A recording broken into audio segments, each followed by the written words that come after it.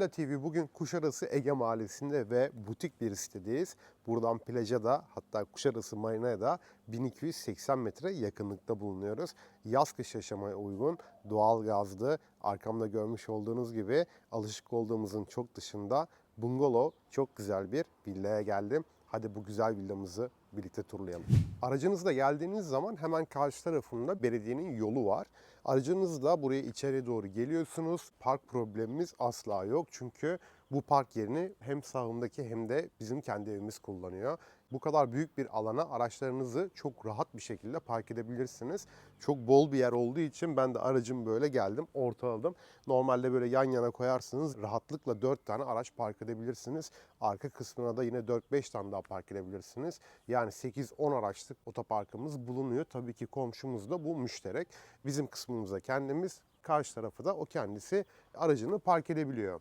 Otopark haricinde 245 metrekare bizim arsa alanımız var ve içerisinde 2 katlı dubleks bungalov villamız var. Dış cephemizde siding kaplama olduğunu görebiliyoruz ve hemen buraya doğru geldiğimizde doğalgaz kombimiz var. Yani burada da masraftan kaçılmamış, en kalitelisi Vaillant tercih edilmiş. Doğalgazımızın zaten borularını buraya kadar geldiğini görüyorsunuz. Evimizin giriş kapısındayız. Ön terasa doğru geçerken yerlerde krem renklerinde seramikler tercih edildiğini görebiliyorum. Alt kısmında da oldukça güzel, göze hoş gelen büyük bir bahçemiz de var. İsterseniz bu bahçemizde domates, biber bile ekebilirsiniz ya da çimlendirebilirsiniz. Artık bu sizin düşüncenize kalmış. Ön tarafımızda yine bir bahçemiz var. Bahçe alanımız oldukça güzel görünüyor. Normalde biliyorsunuz hep böyle özel havuzlu evleri tanıtıyorum. Ancak bazı müşterilerimiz özel havuzlu villaların bakımları zor ve masraflı olduğu için havuzsuz villaları tercih ediyorlar. Daha çok burası gibi ortak havuzlu evleri tercih ediyorlar. Bu evimiz de onlara göre olabilir. Ayrıyeten Kuşadası Ege Mahallesi yaz kış yaşanılan güzel elit bir mahalle ve bu mahalledeki daire fiyatları bile ciddi anlamda yüksek. Dolayısıyla villalardan hiç bahsetmiyorum bile. Villalar burada çok az ve fiyatları bu evin 2-3 katı değerinde. Eğer ki Kuşadası'nda yaz kış yaşayacaksanız, güzel elit bir mahalle arıyorsanız bu villa tam size göre olabilir. Evet, devam ediyoruz. Bahçemizi gezelim, sonra evin içerisini sizlere göstereceğim. Yine bu kısımda bir bahçemiz daha var. Bakın içerisinde burada bir oturma yerimiz var. Bir bank tercih edilmiş ve dışarıdan içerisi görünmesin diye görmüş olduğunuz gibi, yani benim boyum tam 1.80, yaklaşık 2.20-2.30 yüksekliğinde burada limon servileri tercih edildiği için de dışarıdan içerisi, yani bahçenizin içerisi de kesinlikle görünmüyor. Burada da daha bir mahrem alanın içerisinde yaşamış oluyorsunuz. Bahçemizde burada bir depomuz var. Böyle fazlalık eşyalarınızı da işte çim biçme makineniz gibi vesaire buraya da koyabilirsiniz içerisine. Bosch markasının burada klimasının olduğunu da dışarıdan da görmüş olduk. Biraz önce söylediğim gibi dış cephemizde siding var ve çatımız da şu şekilde A olduğu için ve buranın çatısı bu ev sahibi tarafından özel olarak yaptırıldığı için hiçbir şekilde yağmuru içeriye sızdırmıyor. Zaten şöyle dik bir çatımız var. Ekstradan da çatıyı yeni yaptırdı kendisi. Yani herhangi bir şekilde çatı izolasyonunda da probleminiz olmayacak. İçinizde bu konuda rahat olsun. Bahçemiz oldukça derin ve büyük görünüyor, görüyorsunuz. Hemen karşı tarafında bir nar ağacı var. 7 veren limon dikebilirsiniz. Ya da isterseniz, ben eriği çok seviyorum, erik ağacı dikebilirsiniz. Eğer erik dikerseniz de her yıl erikler çıktığında ben bahçenize gelir o erikleri koparırım, yalnız bilginiz olsun. Bakın burada da bir klimamız daha olduğunu görüyoruz. Bu da inverter Mitsubishi Heavy olarak tercih edilmiş. Mitsubishi biliyorsunuz zaten klimada gerçekten çok iyi. Bu evi içerisinde eşyalar var. Ev sahibimiz isterseniz eşya olarak da fiyatı ayrıca görüşülüp ayrıca bırakabilir. Gelirsiniz buraya, bakarsınız, beğenirsiniz eşyaları. Konuşuruz, ev sahibimizle pazarlığımızı yaparız. Anlaşırsınız. Eşyaları da isterse bırakabilir. Bizim portföyümüzden başka bir yer satın almıştı kendisi. Daha büyük bir eve taşınacak. Ondan dolayı artık burası küçük geliyor. Çok özür dilerim. Bizim telefonlarımız susmaz. Evet, diğer eve taşınacak. Buraya da satmaya karar verdi. Sağ olsun bizi çağırdı. Bu tarafımızda büyük bir bahçe ve teras alanımız var. Motosikletini de bahçesinin, hatta balkonun içerisine koyduğunu da görebiliyoruz.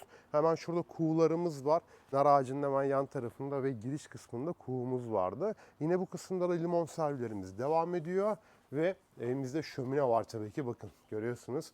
Yüksek bir bacamız var burada. Villamızın giriş kısmına geldiğimiz zaman da Buranın üzeri kapatılmış durumda. Yani herhangi bir şekilde siz buradan yağmurdan ya da güneşten etkilenmeyeceksiniz. Bakın camla da kapatıldığı için de korunaklı bir alan oluşturulmuş. Ayakkabılarınızı en azından burada daha rahat bir şekilde çıkartabilirsiniz. Şimdi villamızın içerisine geçiyoruz. Villamızın şu an tam giriş kısmındayız. İçeriye doğru geldiğimde yerlerde laminat parke olduğunu görebiliyorum ve giriş kapımız var. Çelik kapı olarak tercih edilmiş. Hemen sağ tarafında bir yatak odamız var. Bu arada şu detayı da paylaşmak istiyorum sizlerle. Bu ev normalde zemin katta 2 yatak odası vardı. Üst katta 2 yatak odası vardı. Üst kattaki 2 yatak odasını tek bir yatak odasına çevirdi. Ev sahibimiz yani 4+1'den 3+1'e çevirdi.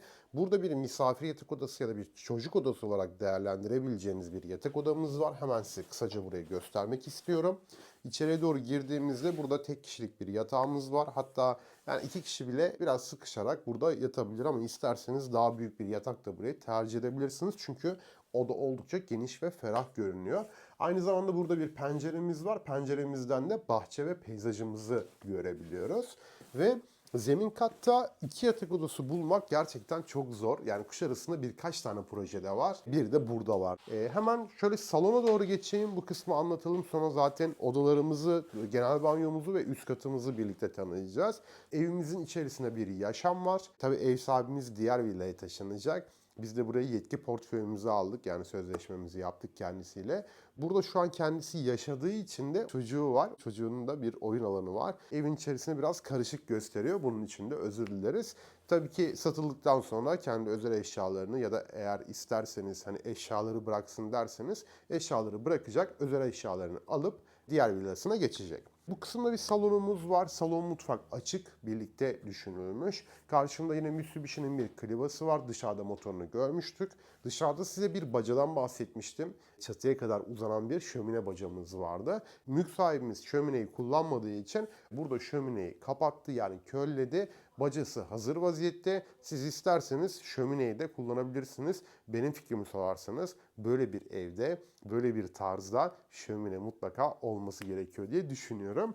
Burada L1 koltuğumuz var ve camlarımız oldukça ferah görünüyor. Dışarıdaki limon servilerinin o yemyeşil yeşilliğini de görebiliyoruz. Buradan aynı zamanda dağ manzarasını da görebiliyorum. Villamızda doğalgaz aktif olarak kullanılıyor. Peteklerimizi de takılı. Kendisinin bebeği de olduğu için burada doğalgazı yaz kış kullanıyor. Evimizin mutfağına geldik. Alt dolaplarımız ahşap renk tonlarında. Tezgahımız çimson ve açık renklerde tercih edildiğini görebiliyorum. Sağ tarafımızda inox bir buzdolabımız var. Normal standartların üzerinde bir buzdolabı. Bu bölüme doğru geldiğimiz zaman da hem araç otoparkını görebiliyorsunuz hem de buradan ön terasımızla birlikte bahçemizi de net olarak görebiliyorsunuz. Tezgah arasındaki seramiklerimiz de beyaz renklerde tercih edildiğini görebiliyoruz. Merdiven altındaki kısma geldiğimiz zaman da güzel değerlendirildiğini görebiliyorum. Çünkü burada hem ankastre olarak fırınımız var, aynı zamanda mikrodalgamız da yer aldığını görebiliyorum. Yine merdiven altımızda da şu kısımda bir kapağımız var. Fazlalık eşyalarınızı da orada barındırabilirsiniz. Ocak ve davlumbazımız da bu bölümde yer aldığını da görebiliyoruz. Evet, devam ettiğimiz zaman hemen benim karşı tarafımda tuvalet ve bir duş alanı olduğunu görebiliyorum. Genel bir banyo burası. Zemin katta 2 tane yatak odası olduğunu söylemiştim. 2 yatak odası ve salonda bu banyoyu kullanabiliyor. Bocce'nin bir gömme rezervuarı var.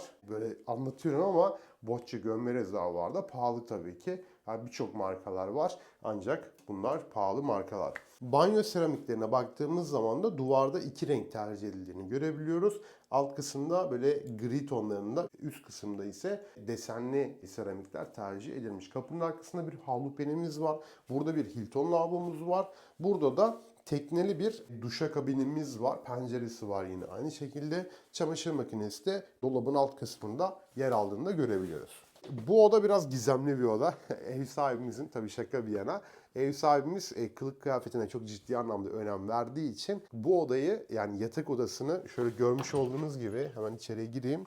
Yani çok aşırı detayını da göstermek istemiyorum çünkü kendi özel eşyaları var, mahremiyeti var. Çok detayına girmeyeceğim ama şurada yani bir sürü blazer ceket var, gömlekler var, yani ceketler. Evet, gerçekten de kıyafetlerine çok önem verdiği için sadece bir yatak odasını giyinme odasına çevirmiş. Bundan dolayı zaten sığamıyor. Daha büyük bir villa tercih etti. Diğer villa villaya onu taşıyacağız burayı sattıktan sonra. Buradan da otopark kısmını görebiliyorsunuz. Yine bir çalışma masası burada kendisine bir yer bırakmış. Giyinme dolaplarımız zaten komple odayı doldurmuş. Şimdi zemin katı anlattığımıza göre burası da ortalama 125 metrekare kullanım alanımız bulunuyor. 245 metrekare net arsamız var. Ayrıca otoparkımız var. 125 metrekare villamız var. Normalde 4+1'den 3+1'e çevrildi. Şimdi en üst katta, yani bir üst katımızda bir yatak odası var. Şimdi onu göreceğiz. Bu arada abone olmadıysanız hemen abone butonlarına basın.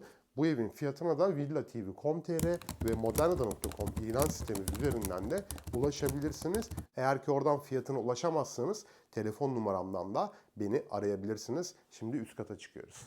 Villamızın bir üst katına doğru çıkarken burada cam bir duvar tercih edilmiş.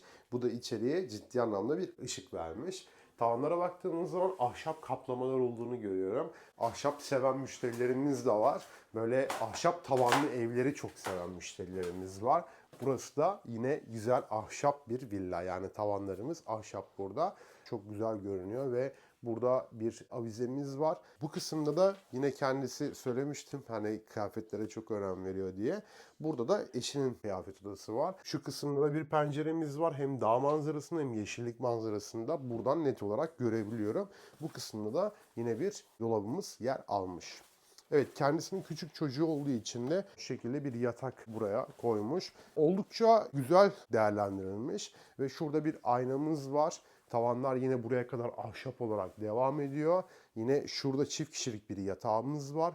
Yatak başlığımızda lambaderlerimiz var. Yuvarlak bir penceremiz var. Buradan da otopark kısmını görebiliyorsunuz. Tam karşı tarafında bir televizyonumuz var ve banyomuz da var. Hemen burayı da sizlere göstermek istiyorum. Yuvarlak pencereli bir banyomuz var. Duşakabinimiz oldukça büyük. Yaklaşık olarak 1.30, 1.20 duşakabinimizin uzunluğu var. 91 metrede genişliği var. Yani oldukça büyük bir duşakabin tercih edilmiş. Lavabomuz var. Yine burada da bir klozetimiz de yer alıyor. Tavanlara baktığımız zaman da yine ahşap kaplamaların olduğunu da görebiliyoruz. Güzel bir villa turladık.